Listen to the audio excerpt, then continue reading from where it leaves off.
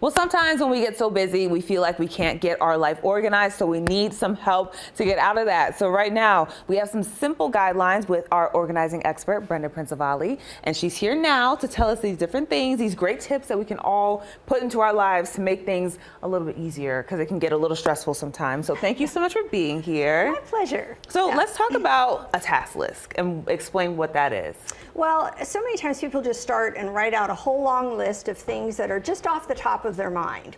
And unfortunately, that becomes very disorganized because it's all different types of things that are on the list.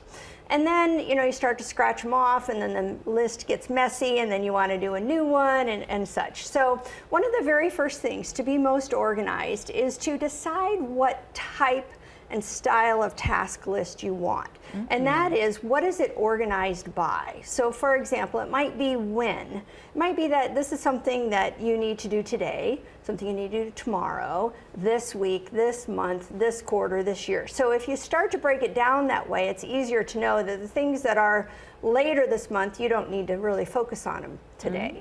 So it really, if that's the way your brain works, then that's a great thing to do. The other thing is areas of life. It might be personal, that are things that are must-dos, personal, that might be fun, business, family, friends. And so if you categorize your to-dos in those areas, then it makes it easier for you, again, if that's the way your brain works. And there's several others. There's how much time will it take? Will it take 5 minutes? Will it take 15 minutes? Will it take an hour? Will it take 2 hours? And so when you go, wow, I've got a half hour, you can look at your list and go, oh, I can do this task because I know that it's only going to take a half hour. I like that. Yeah, so it's really important that the first thing that you do is decide how you want to organize that list. And it is, again, based on how you think. And then, just make your own custom list based on, again, how does your brain work? And so that's the very first and most important thing. I love that, because, clean the bathroom and grocery shopping, those take two very different amounts of time, so I get overwhelmed, and so I just don't do any of it. So this is a great way to break it down. Yeah, and some are like something that you need to go to do, something that you need to order, something that you need to clean, So again, it really is, what is your life, who is your family, and then break it down by that. So this is just a couple of trigger ideas to get people started to customize their own. Well, all right then, let's talk about organization tools and how that's important. Right. Well, there's a lot of different tools, and again, it's really, what is your preference? So many times people are like, well, everybody tells me I should just use digital, but I'm a paper person. Well, then use paper. Just use it most efficiently.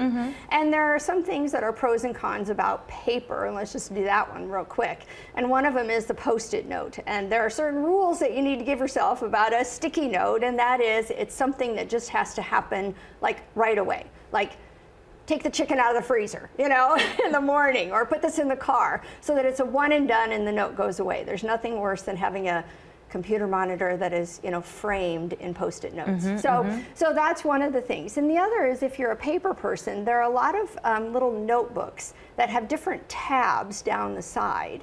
So again, whatever are your categories, each one of those tabs can be that category for you.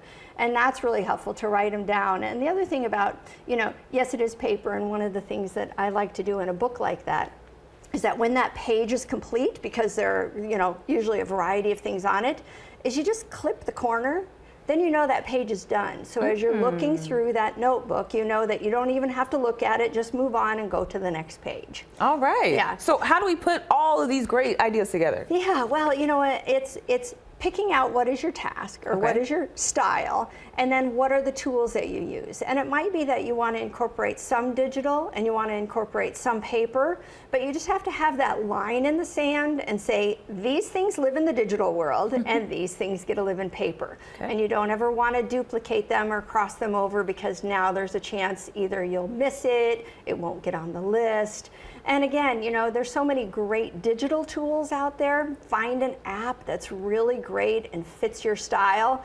Some apps, what you have to think about with apps is that some of them are very simple and very basic, and that's great, but it doesn't give you a lot of flexibility.